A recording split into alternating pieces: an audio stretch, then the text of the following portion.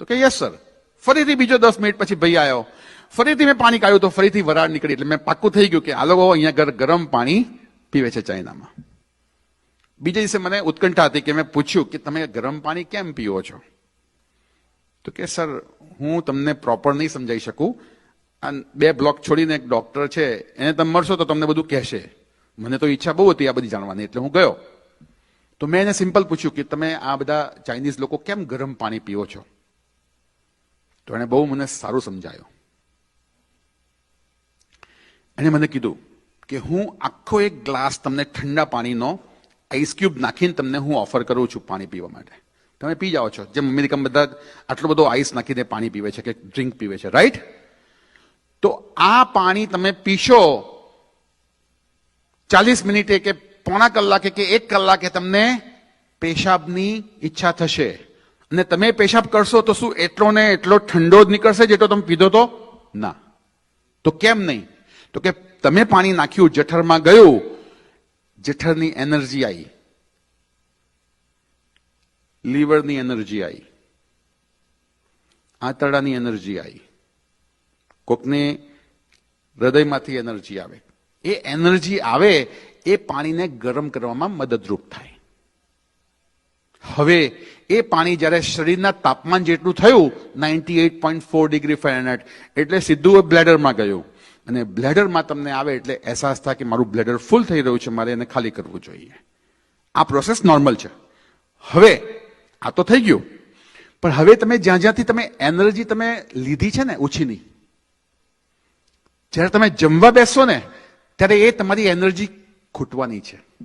એ ચાહે જઠરની હોય, ચાહે લીવરની હોય, ચાહે આંતરડાની હોય, ચાહે ગમે તે ઓર્ગનની હોય, એ એનર્જીની ઉણપ થશે. કેમ કે તમારી જે એનર્જી એકઠી કરી હતી ખોરાકને પચવવા માટેની, એ તમે પાણીને ગરમ કરવા માટેની વાપરી નાખી. એટલે હવે તમારે પાચન તંત્રના રોગો ઉત્પન્ન થશે.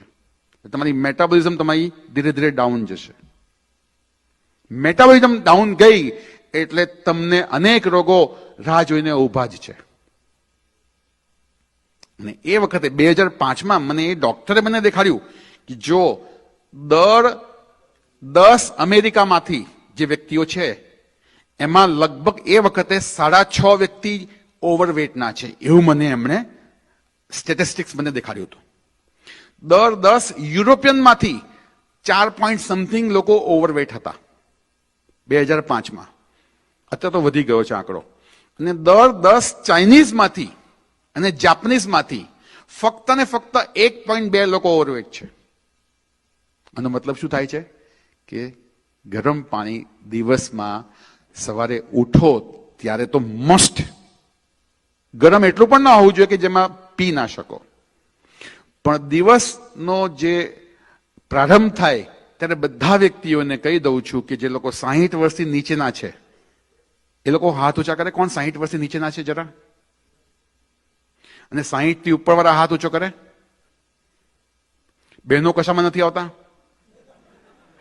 અચ્છા, બહેનો હજુ 16 ની નીચે જ લાગે છે બધા, કારણ કે બહેનોની ઉંમર પૂછાય નહીં. એ 60માં કરો હાથ ઊંચો કરો તો પકડાઈ જાય.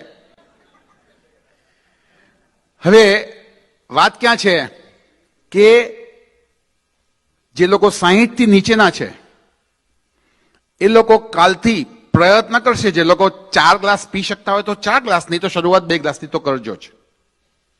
2 ગ્લાસ ધીરે ધીરે અઠવાડિયામાં 3 ગ્લાસ કરજો, પછી ત્રીજા અઠવાડિયે 4 ગ્લાસ સુધી આવી જજો. જે લોકો 60 ની નીચે છે.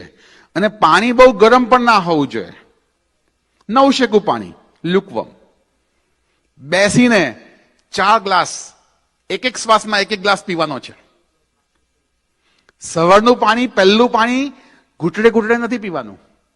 ઘૂંટડે ઘૂંટડે પીશો તો એ પચી જશે, એમાં સલાઈવા ભેગી થશે તો પચી જશે, તો એ આગળમાં એટલે પેશાબમાં વધારે તમને જવું પડશે. પણ ઘૂંટડે ઘૂંટડે નથી પીવાનું. પહેલો ગ્લાસ એક જ શ્વાસમાં પીવાનો છે, બીજો ગ્લાસ એ પણ એક જ શ્વાસમાં. તો શું થશે? એ પચશે નહીં પાણી, અને સીધું એ તમારા લાર્જ ઇન્ટેસ્ટાઇનમાં પ્રેશર ઊભું કરશે.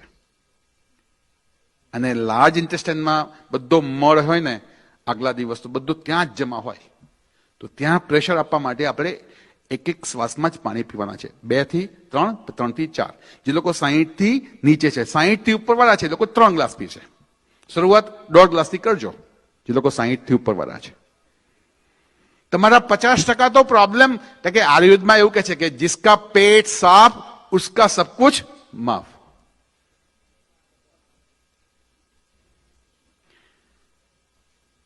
પાણી દવા તરીકે કામ કરે છે જો એની સમજ હોય તો. પાણી અમૃત તરીકે કામ કરે છે, નહીં તો પાણી વિષ પણ બની શકે છે. ખાધા પછી તમે જે લોકો પાણી પીવે છે જબરદસ્ત, જેવું ખાય ને એવું સીધું 1-2 ગ્લાસ પાણી ઠંડુ પાણી એમને જોઈએ. મિત્રો, આ જ રોગને તમે આમંત્રણ આપો છો આ પાણીથી જ. કેમ કે તમારી જઠરાગ્નિ તમારી પ્રદીપ્ત થઈ હોય, ખાધા પછી બધા જ્યુસીસ બધા છૂટા પડ્યા હોય અને તમે ઠંડુ પાણી પીને અથવા એમને પાણી પીને તમે એને ડાયલ્યુટ કરી નાખો છો, એટલે જ બધા પ્રોબ્લેમ શરૂ થાય છે. એટલે હું વિનંતી કરું કે ખાધા પછી ફક્ત એક જ ઘૂંટડો પીવો, મોઢામાં ફેરવીને પી જાઓ. ખાવાની મધ્યમાં 3 થી 5 ઘૂંટડા પી શકાય, મધ્યમાં.